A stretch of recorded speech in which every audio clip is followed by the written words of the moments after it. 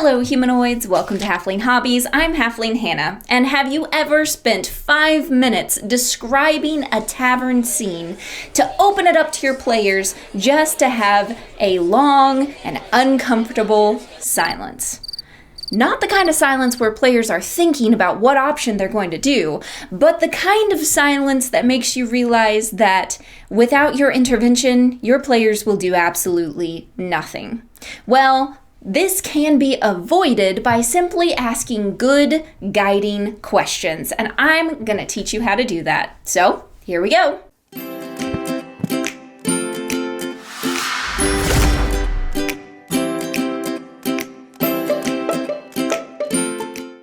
All right, humanoids, before we dive into guiding questions, one of my favorite parts of teaching, I want to show off my t-shirt. Look at this. This is because I'm the DM. That's why. I got this from a really cool Etsy store that I'm going to put in the description down below. As we get closer and closer to the holiday season, I really like to promote small businesses. So I'm going to be showing off some cool t-shirts and some cool things that I've picked up on Etsy that if you're looking to give a gift to a DM, these are some perfect options. You will support a small business and give them something unique and awesome that they will love. Win-win. So make sure you check that out in the description below. So let's talk about guiding questions. Guiding questions are something that don't normally come up unless you're a teacher, in which case most of your life is surrounded by this concept of a guiding question. This comes from the Socratic Method of teaching, which is simply teaching by asking questions. Questions that get deeper and deeper and require more thought as you go along and challenge your students' way of thinking. This is my favorite method of teaching. I teach high schoolers. It works perfectly for them. But did you know that you can take the Socratic method of teaching and actually apply it to Dungeons & Dragons to become a better DM?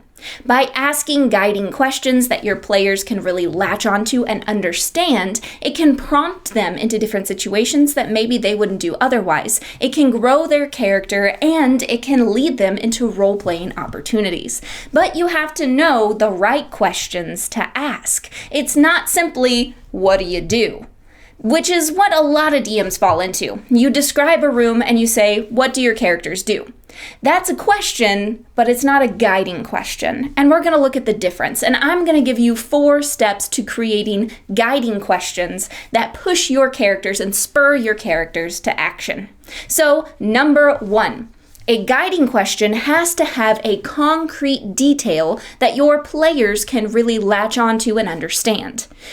You may have just described a whole bunch of details in this tavern, but there's too many. There's too much for the mind to really lock onto one thing to respond to. In a guiding question, you really focus down on one detail and you ask your players to interact with that specific detail.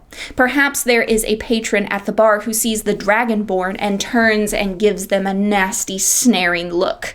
Or maybe there's many patrons at the bar who do the same thing. You can specifically ask that player, as you walk into the bar, you see these people turning to give you a nasty look.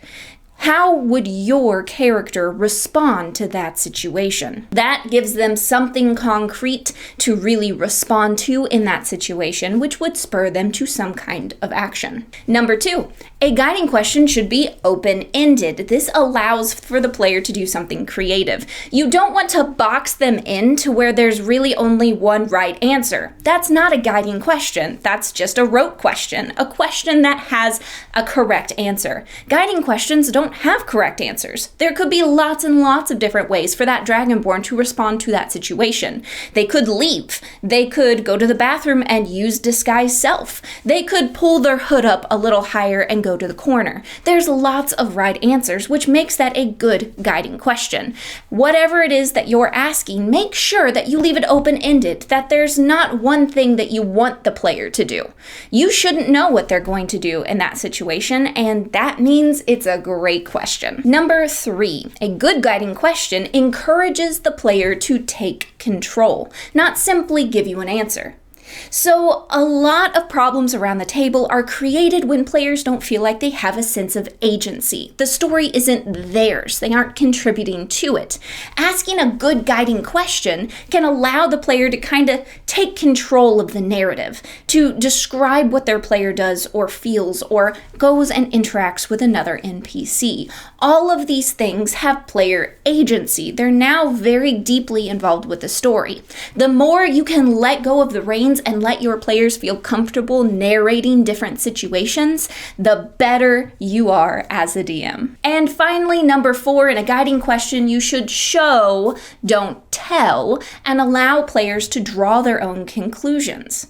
A good guiding question is simply an open-ended question where you describe some different things intently, such as describing the looks of disgust that patrons give when the player walks in the door. Now, they could make the assumption that it's because they are a dragonborn, but perhaps it's actually because they're an adventurer, or because of some holy item that they happen to be wearing. Allow your players to draw their own conclusions. Simply show the patron disgust. Don't tell them that it's because they are a dragonborn.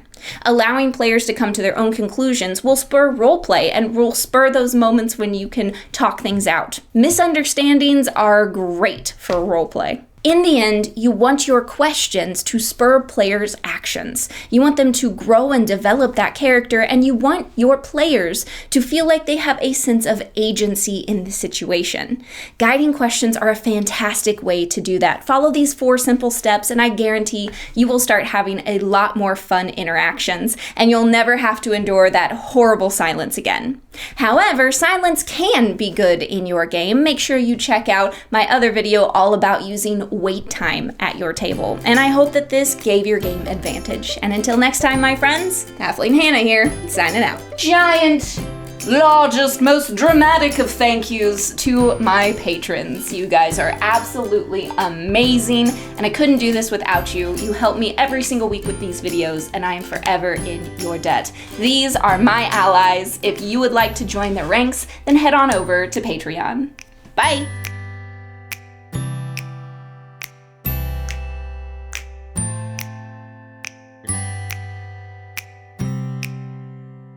Hello humanoids, welcome to Halfling Hobbies. I'm Halfling Hannah, and I don't know where I'm starting. I just decided to start, and I don't know where to start.